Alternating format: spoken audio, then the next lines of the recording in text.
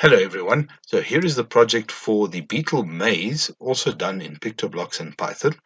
So here we set up the sprite itself. We put the beetle in, we set its direction to pointing up at 0, we set its size at half, and we make it go to this position here.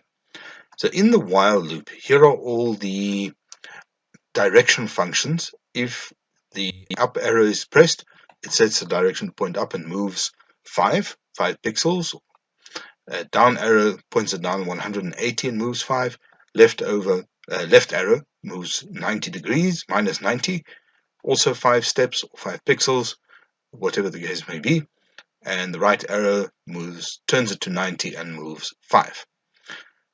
The condition here is that if it touches the color black, it resets the position to upright and sends it back to the starting position. If though it is touching red, as indicated here by the 255, because this is RGB, red, green, and blue. So if there's only red, then the beetle will say game over for 2 seconds and all code will stop. So let us see if it works like it should. Run the project. There we go. And there we've got the right arrow pressed.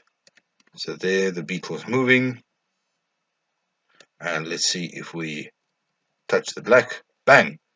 It goes back to its original starting position.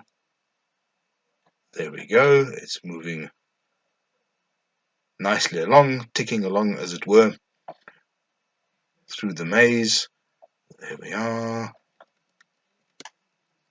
Now we move it up.